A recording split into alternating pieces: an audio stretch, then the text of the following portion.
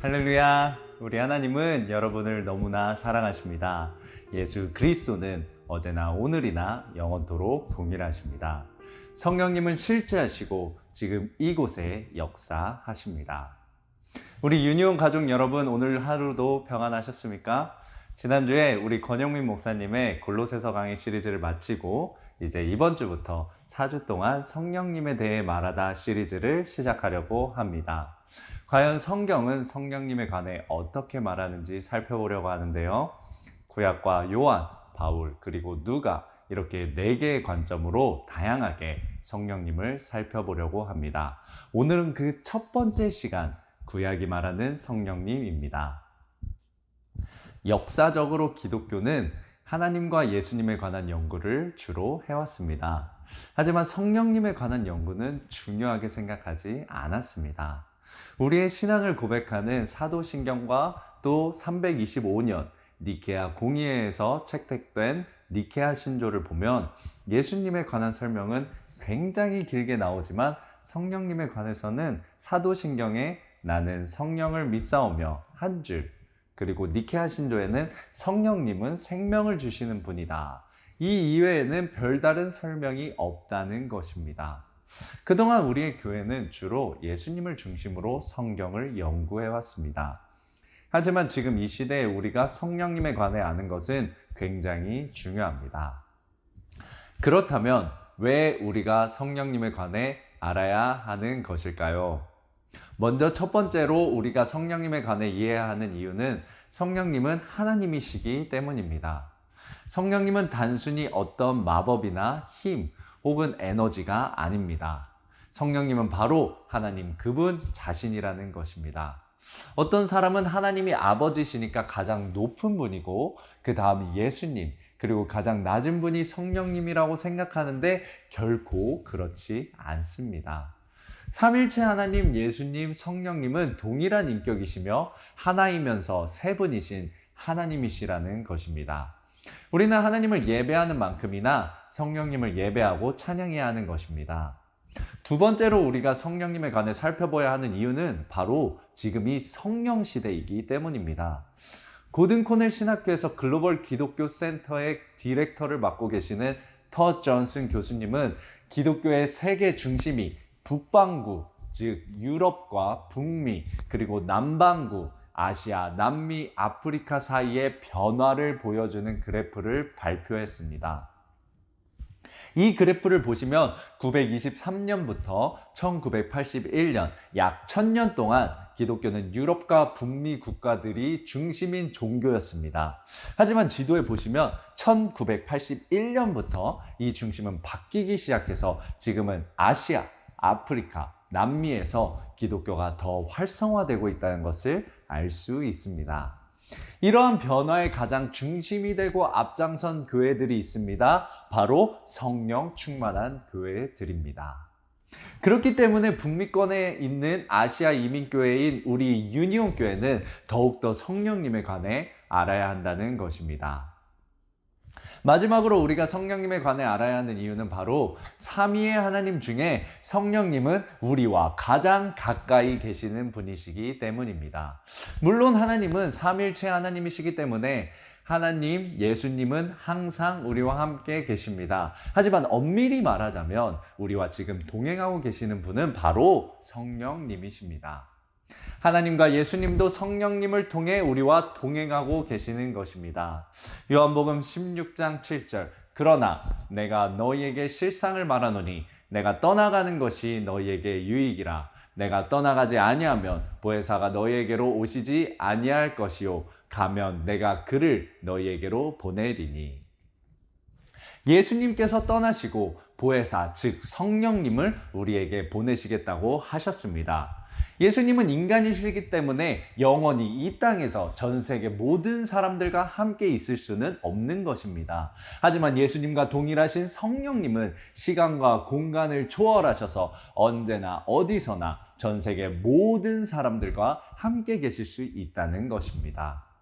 요한복음 14장 16절, 내가 아버지께 구하겠으니 그가 또 다른 보혜사를 너희에게 주사 영원토록 너희와 함께 있게 하리니. 17절, 그는 진리의 영이라 세상은 능히 그를 받지 못하나니 이는 그를 보지도 못하고 알지도 못함이라. 그러나 너희는 그를 아나니 그는 너희와 함께 거하시며 또 너희 속에 계시겠음이라. 이 말씀처럼 성령님은 여러분과 함께 거하시고 여러분 속에 계십니다. 여러분 믿으십니까? 우리와 가장 가까이 계시고 우리와 지금 이 땅에서 끊임없이 관계 맺는 분은 바로 성령님이시기 때문에 우리는 우리 성령님에 관해 알아야 하는 것입니다. 그렇다면 오늘 주제인 구약에서는 성령님에 관해 어떻게 이야기하는지 알아보도록 하겠습니다. 첫 번째로 구약에서 말하는 성령님은 창조주 하나님과 동일하신 하나님이십니다.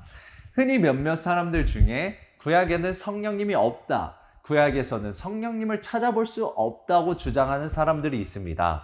하지만 성령님은 성경의 가장 처음인 창세기 1장에 분명히 나와 있습니다. 창세기 1장 1절에서 2절을 보면 태초에 하나님이 천지를 창조하시니라. 땅이 혼돈하고 공허하며 흑암이 깊음 위에 있고 하나님의 영은 수면 위에 운행하시니라. 태초에 하나님께서 천지를 창조하셨는데 그때 하나님의 영, 즉 성령님께서도 함께 계셨다는 것입니다. 성령님은 어느 순간에 갑자기 나타나신 것이 아닙니다. 성령님은 태초부터 하나님과 함께 계셨습니다.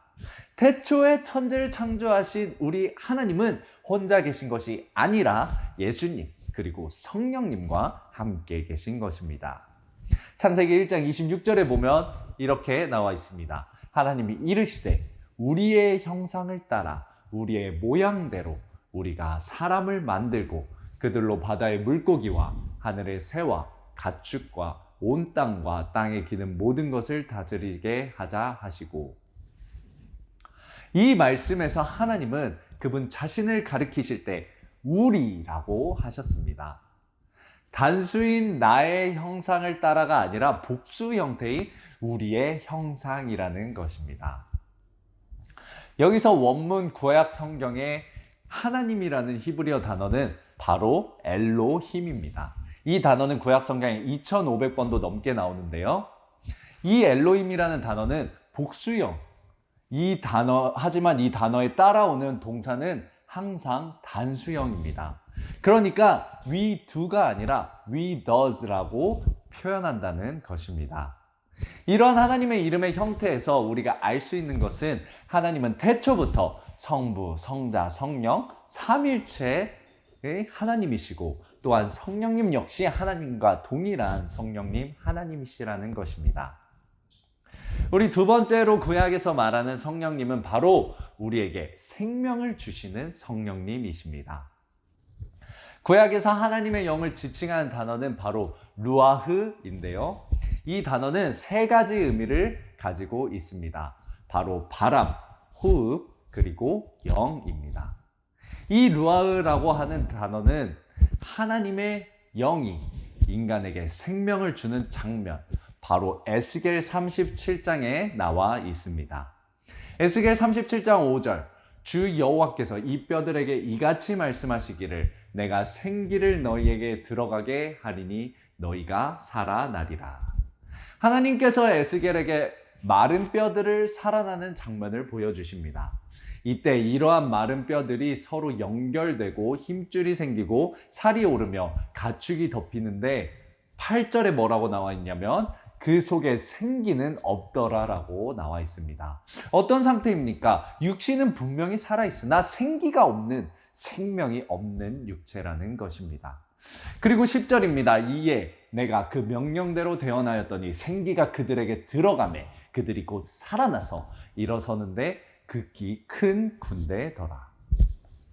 무슨 뜻입니까? 생기, 즉 성령님을 지칭하는 루아흐가 우리에게 들어오기 전에는 우리는 그냥 동물과 같은 육체였는데 하나님의 영이신 성령님이 우리의 속에 들어올 때 마른 뼈 같은 우리들이 진정으로 살아나게 되는 것입니다. 창세기 하나님께서 인간을 지을 때도 마찬가지입니다. 창세기 2장 7절 여호와 하나님이 땅의 흙으로 사람을 지으시고 생기를 그 코에 불어넣으시니 사람이 생명이 되니라. 하나님의 호흡, 즉 생기를 불어넣었더니 생명, 살아있는 존재가 되었다는 것입니다. 이렇듯이 하나님의 요소 중 하나인 성령님께서 우리에게 호흡처럼 들어올 때 우리는 진정으로 살아있는 생명이 있는 존재가 되는 것입니다. 여러분, 우리 주변에 살아있어 보이지만 영혼이 죽어있는 자들이 얼마나 많습니까? 성령님은 그들에게 바람처럼, 호흡처럼 들어가셔서 죽어가는 영혼들에게 생명을 주시며 살아나게 하시는 분이시라는 것입니다. 우리 마지막으로 우리 구약에 나타나는 성령님은 다시 회복시키시는 하나님이십니다. 구약을 보면 하나님과 언약을 맺은 인간들이 죄를 지어 타락하는 장면이 나옵니다. 이때 성경은 이렇게 말합니다. 창세기 6장 3절, 여호와께서 이르시되 나의 영이 영원히 사람과 함께하지 아니하리니 이는 그들이 육신이 됨이라. 그러니까 하나님의 영이 떠난다는 것은 그 사람에게 죄악이 가득해서 타락하게 된다는 의미입니다. 그렇기 때문에 다윗은 시편 51편에 이렇게 기도했습니다.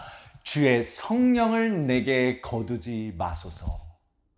다윗은 분명히 알고 있었습니다. 성령님이 떠나가시는 순간 우리는 죄짓고 타락하게 된다는 사실을. 우리는 항상 기도해야 하는 것입니다. 이렇게 기도해야 합니다. 주의 성령을 내게서 거두지 마옵소서. 우리가 구약의 흐름을 잘 살펴보면 인간들은 계속 타락했다가 회복하고 타락했다가 회복하는 사이클을 반복하는 것을 볼 수 있습니다. 이러한 사이클을 축소해서 가장 극명하게 보여주는 책이 바로 사사기인데요. 사사기를 보면 이스라엘 백성이 타락했다가 다시 회복하고 또 타락했다가 회복하는 사이클을 반복하는데 바로 회복하는 장면에서 하나님의 영이 사사들에게 임하는 장면을 볼 수 있습니다. 먼저 운니엘입니다. 사사기 3장 9절 10절 이스라엘 자손이 여호와께 부르짖으매 여호와께서 이스라엘 자손을 위하여 한 구원자를 세워 그들을 구원하게 하시니 그는 곧 갈렙의 아우 그나스의 아들 운니엘이라. 여호와의 영이 그에게 임하셨으므로. 그리고 또 기드온입니다. 6장 34절 여호와의 영이 기드온에게 임하시니. 입다도 있습니다. 11장 29절에 여호와의 영이 입다에게 임하시니. 그리고 여러분이 너무나 잘 아신 삼손도 마찬가지입니다. 14장 19절 여호와의 영이 삼손에게 갑자기 임하시매. 이렇듯이 인간들이 타락할 때마다 하나님께서는 그분의 영이신 성령님을 보내셔서 우리 인간을 회복시키시는 것을 볼 수 있습니다. 그렇기 때문에 우리 성령님은 우리를 다시 회복시키시는 성령 하나님이시라는 것입니다. 우리 예수님께서 처음으로 설교하신 본문은 구약에 있는 성령님에 관한 구절이었습니다. 바로 이사야 61장 1절에서 2절입니다. 주 여호와의 영이 내게 내리셨으니 이는 여호와께서 내게 기름을 부으사 가난한 자에게 아름다운 소식을 전하게 하려 하심이라. 나를 보내사 마음이 상한 자를 고치며 포로된 자에게 자유를 갇힌 자에게 노임을 선포하며 여호와의 은혜의 해와 우리 하나님의 보복의 날을 선포하여 모든 슬픈 자를 위로하되. 주 여호와의 영, 우리 성령님이 임하실 때 이러한 회복의 역사가 일어나는 것입니다. 그렇기 때문에 우리는 먼저 성령을 받아야 하는 것입니다. 성령님이 임하시면 가난한 자들에게 복음이 선포되는 것입니다. 또한 성령님이 임하시면 마음이 상한 자들이 고침을 받게 되는 것입니다. 성령님이 임하시면 우리에게 진정한 자유가 임하는 것입니다. 이러한 하나님과 동일하시고 생명을 주시고 우리를 회복시키시는 성령님을 체험하는 여러분 되시기를 주님의 이름으로 축원합니다. 우리 이 시간에 찬양하겠습니다. 하늘의 문을 여소서 다 같이 찬양하겠습니다. 하늘의 문을 여소서 이곳을 주목하소서. 주를 향한 노래가 꺼지지 않으니 하늘을 열고 보소서.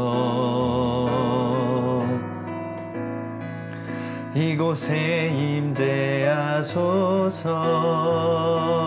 주님을 기다립니다.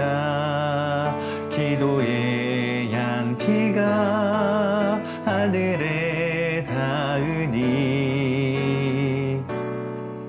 주여 임재하여 주소서. 이곳에 오셔서 이곳에 앉으소서. 이곳에서 드리는 예배를 받으소서. 주님의 이름만이 오직 주의 이름만 이곳에 있습니다. 이곳에 오셔서 이곳에 앉으소서. 이곳에서 드리는 예배를 받으소서. 주님의 이름만이 오직 주의 이름만 이곳에 있습니다. 우리 이 시간에 몇 가지 기도 제목 나누고 기도하겠습니다. 먼저 첫 번째로 우리가 하나님과 동일하신 성령님을 늘 가까이 하는 삶을 살게 하소서. 두 번째로는 생명을 주신 성령님, 다시 회복하게 하시는 성령님을 체험하게 하소서.